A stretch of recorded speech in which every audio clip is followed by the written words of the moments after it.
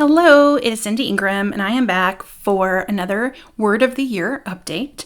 My word of the year is artist, and that has been quite a journey for me to accept that as a part of my identity, and so you can go back to my other Word of the Year updates to hear that story.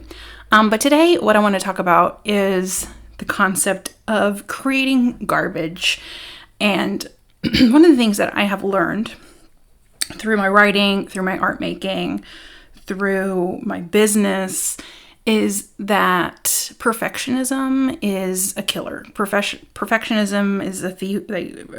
Perfectionism is a thief of joy. I forgot who said that. It might have been Anne Lamott. That perfectionism is a thing that can really stifle your creativity. And one of the things that I've realized in my art making and my writing and my business is that I need to be able to be willing to release things out into the world that are not perfect. And that is incredibly freeing. So I started this challenge that is out in the world by Simone Seol. She does a program called Joyful Marketing, and she has a podcast called the Joyful Marketing Podcast. If you have anything related to business, I highly recommend you listening to her episode. I think it's episode 160 on the Joyful Marketing Podcast about the Garbage Post Challenge. And what she does is she encourages coaches, that's who she supports in her business, to post 100 times over the course of 30 days. And that post can be anything. It can, as long as it has words and it is released out into the internet, it is considered a post. So it can be a picture of your pizza and it says, "Hey, this is my pizza," and that counts because it can be anything. And she does this as a way to encourage you to sort of release that perfectionism, to release that need for control over yourself and other people, and release the need to appear perfect to other people, and to embrace and sort of detach yourself too from other people's opinions and reactions to you.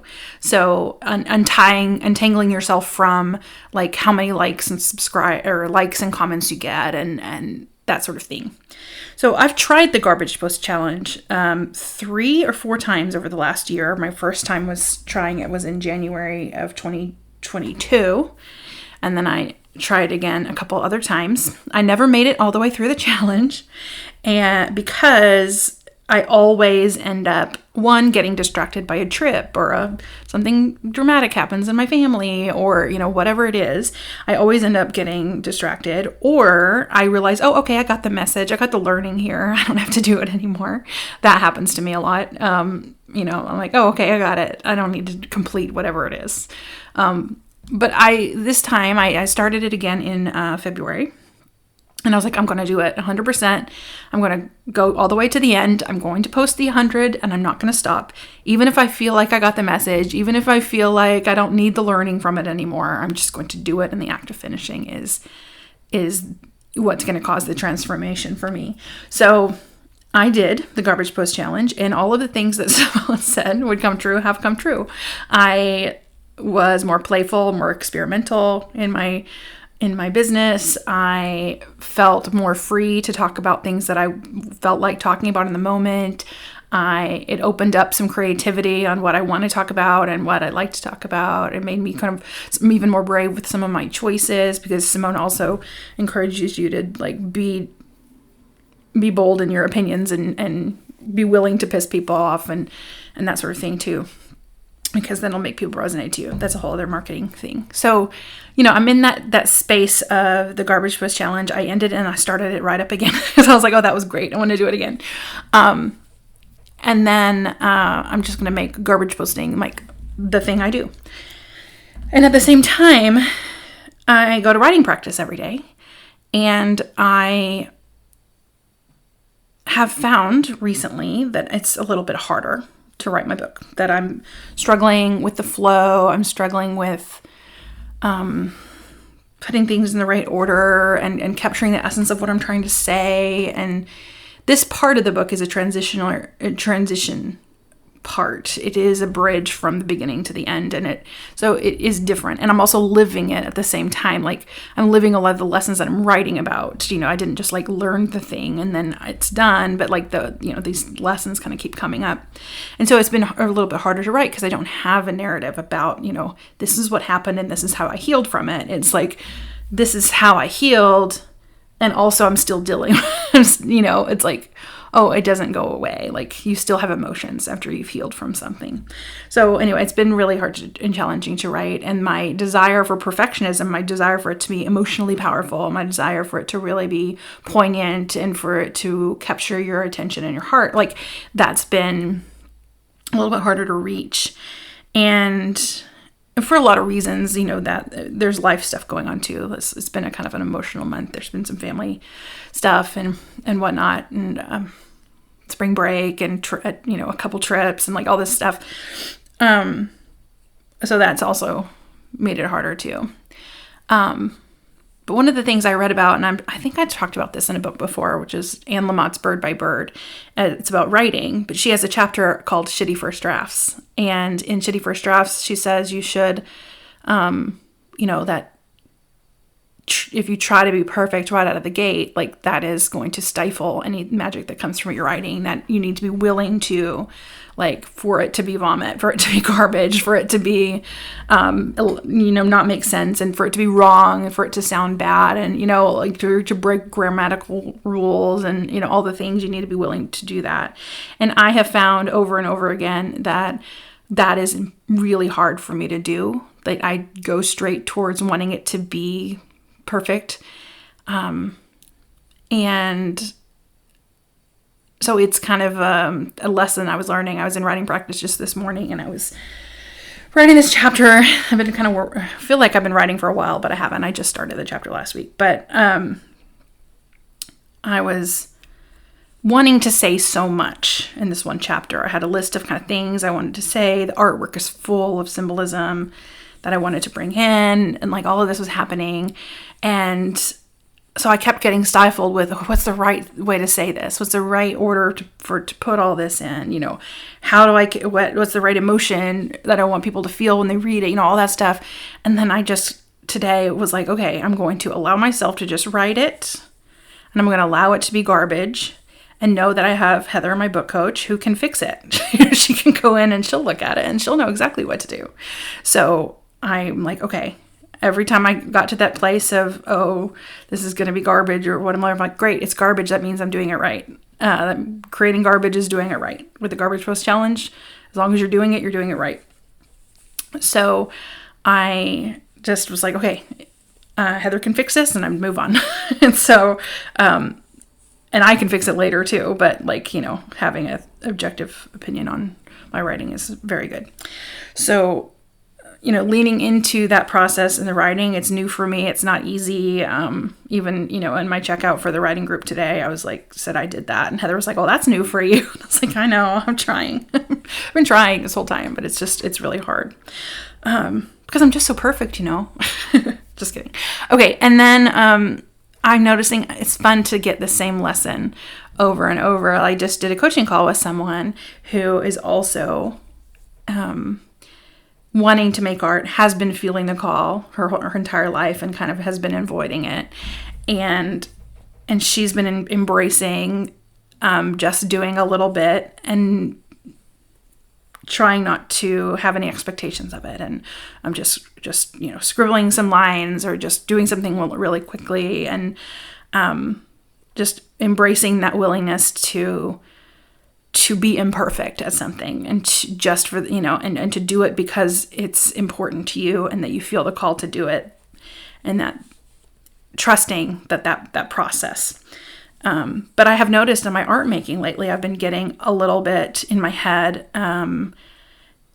it's probably from all the life stuff and the like added burdens of that's been placing on my energy, that it's been kind of hard to, like, when you're in a more survival mode, creative critical thinking is maybe not as easy. So I've been probably holding myself to higher standards than I am able to commit to right now. But I've been noticing that in my art journal, I've been only able to do backgrounds very much, and like my typical collages are not happening as easily as they normally do. I've been kind of making a background and looking at it and feeling kind of stumped on where to go next, when usually it's like, oh, I have like this intuition to follow, but I'm like, there's no intuition for them. They haven't led to anything, next. So yesterday in the creativity cocoon, which you can join at artandself.com/cocoon, there's 3 hours of sessions every week where you can, create together. I decided that I was just going to purely just create garbage. Like that was my goal, was just to create garbage. And I was like, I'm just going to throw stuff on here. I'm just going to, pick whatever delights me. I'm not going to overthink it. I'm just going to slap things down on the paper. And then I ended up with this crazy, ridiculous, like pink and purple. There was like fabric scraps, and there was like printmaking, and there was Posca pen, and there was like all sorts of things. Tissue paper, I was just throwing stuff down. And then I ended up like wrecking it for a while. I made a decision that I did not like, and then I ended up trying to fix that. But it was just one of those that was just getting uglier and uglier the more I made it. But it was so freeing.